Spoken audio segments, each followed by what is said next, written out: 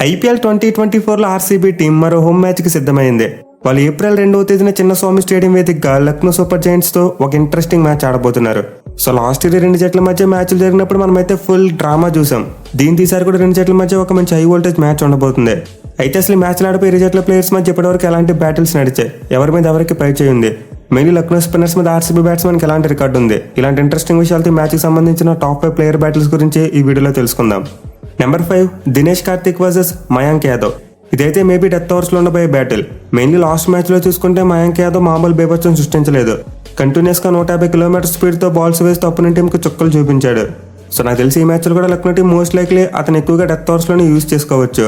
అయితే RCB team దగ్గర దినేష్ కార్తిక్ లాంటి ఒక స్ట్రాంగ్ ఫినిషర్ ఉన్నాడు.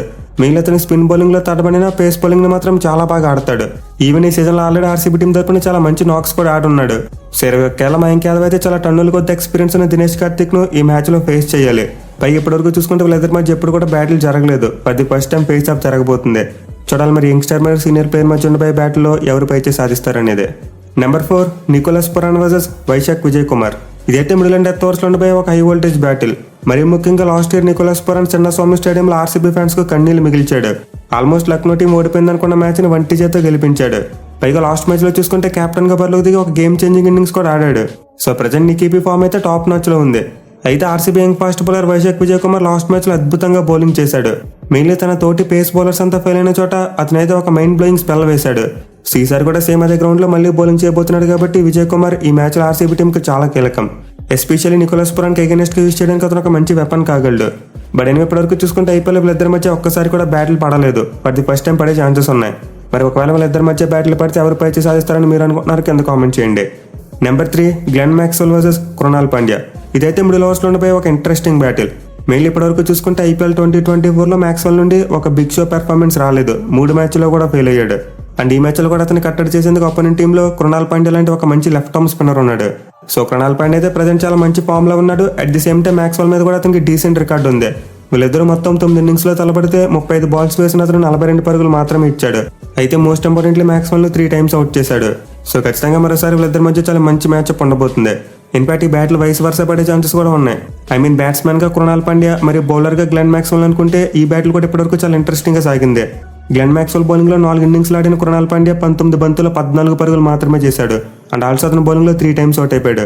సో కృణాల్ పాండ్యా తన బౌలింగ్ లో మ్యాక్స్వెల్ ను 3 టైమ్స్ అవుట్ చేస్తే మ్యాక్స్వెల్ కూడా తన బౌలింగ్ లో పాండ్యాను 3 టైమ్స్ అవుట్ చేశాడు. చూడాలి మరి ఈసారి ఇద్దరు స్పిన్ ఆల్రౌండర్స్ మధ్య జరగబోయే బ్యాటిల్లో ఎవరు పైచే సాధిస్తారనేది. Number 2 Quinton de Kock versus Mohammed Siraj. ఇదైతే పవర్ ప్లేలో ఉండబోయే ఒక టాప్ నాచ్ బ్యాటిల్.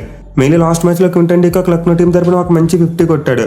అయితే అతను చూసుకుంటే Mohammed Siraj ice and cold గా పెర్ఫామ్ చేస్తున్నాడు. అంటే ఒక మ్యాచ్ లో మంచిగా బౌలింగ్ వేస్తే నెక్స్ట్ మ్యాచ్ లో చేతులు ఎత్తేస్తున్నాడు. బట్ ఎనిమిది మ్యాచ్ లో చూసుకుంటే క్వింటన్ డీకాక్ ఒక లెఫ్ట్ హ్యాండ్ బ్యాట్స్మెన్ కాబట్టి సిరాజ్ అప్పర్ హ్యాండ్ సాధించగలడు. ఇన్ఫాక్ట్ వీళ్ళిద్దరి మధ్య ఇప్పటివరకు జరిగిన బ్యాటిల్ లో సిరాజ్ అప్పర్ హ్యాండ్ ఉంది. సో క్వింటన్ డీకాక్ విరుద్ధంగా 6 ఇన్నింగ్స్ లో బౌలింగ్ చేసిన సిరాజ్ 21 బంతులు 23 పరుగులు మాత్రమే ఇచ్చాడు. అండ్ ఆల్సో అతను 2 టైమ్స్ అవుట్ చేశాడు.